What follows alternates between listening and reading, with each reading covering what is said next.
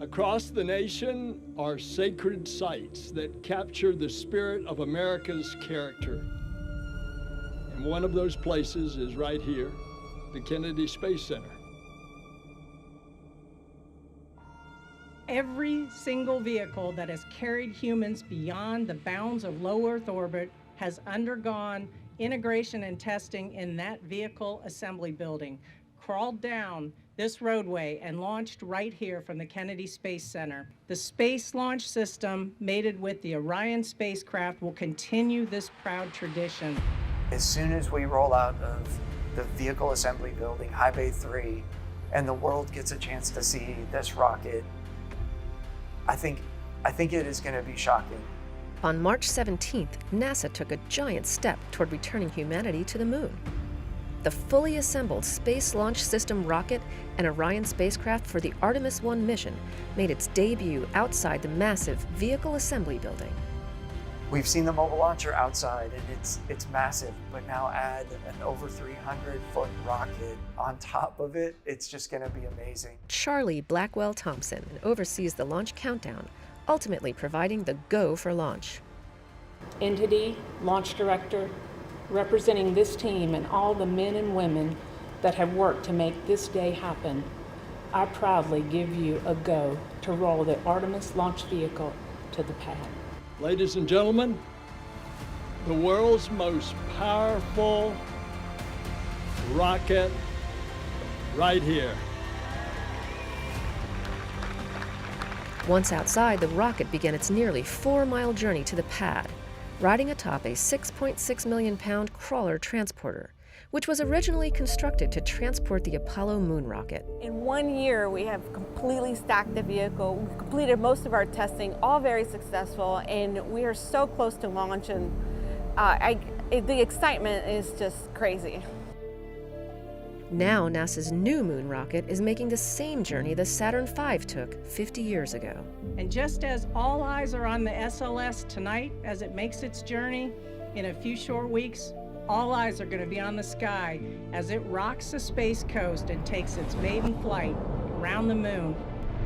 It is amazing to see the culmination of all of this work of many years from many industries and many people that have come and go, to have a chance to then now see their work going over to the pad and then launching to go to the moon.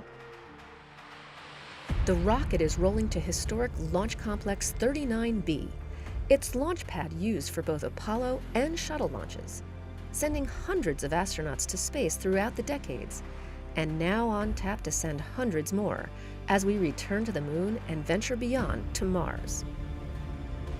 But for this mission, there will be no astronauts on board.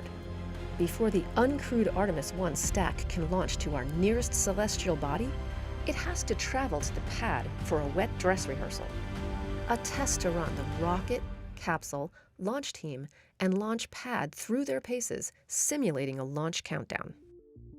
When we get to the pad team will be connecting all the interfaces between the pad and the mobile launcher so that we can go ahead and start our operations at the pad. So at that point, the launch director really takes over, and she will go down the sequence as if it was really a normal launch day. Wet dress rehearsal is essentially launch without a launch. It is really the reason we're doing it is to verify and validate all of the pieces that go into launch countdown. So wet dress is really our opportunity to find any issues or adjustments that we need to make in our launch countdown. For Artemis 1, the wet dress rehearsal is the final and most critical test before the rocket can return to the launch pad for liftoff to the moon. During the countdown, over 730,000 gallons of supercooled liquid propellants will be loaded into the rocket as part of the nearly 2-day launch countdown. We will configure all of the ground systems exactly the way we would for launch, and we will fully load the core stage and the interim cryopropulsion stage with their liquid fuels. That'll be the first time that that's been done from here at Kennedy Space Center. There have been pieces of these things done in multiple different areas. We've tested all of these systems in multiple different locations, but this will be the first time where we pull it all together into all of it, all in the same progression that we've got laid out for Launch Countdown. Wet dress is the biggest milestone we have aside from launch, because that means that the rocket is now put together, has been tested separately and together, and it is ready to go and be filled with fuel to simulate how we're going to do it at the pad, and then it tells us the rocket is ready to go for launch. And behind that wet dress rehearsal is a launch team made up of hundreds of engineers monitoring each system of the 320-foot-tall Artemis 1 rocket and capsule. Sitting in firing room 1 is the core launch control team, monitoring hundreds of launch commit criteria to ensure the ground systems and flight hardware are ready for launch. Now you would think that launch control team in firing room 1 is it, that's all you need. We have an expansive support team across really the entire NASA enterprise that is supporting us on launch day. And that support spans the entire nation, from additional systems engineers sitting in Kennedy's firing room 2, to the flight control team at Johnson Space Center in Houston, to the contractors responsible for designing and building each segment of the rocket and capsule. This team is really shaping up to be a great, very skilled and ready to operate and execute launch for Artemis 1. With the Artemis 1 launch team now fully certified and the wet dress rehearsal complete, SLS and Orion are ready for their final pit stop, returning to the VAB before venturing back to Launch Pad 39B for liftoff.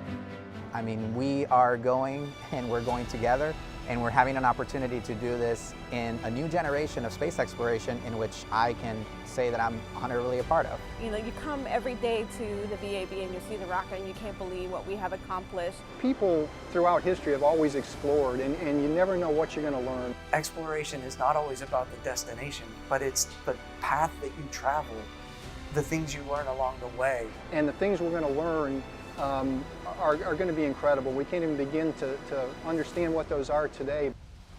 Our workforce has been a relentless spirit. We imagine, we build, we never stop pushing the envelope of what is possible.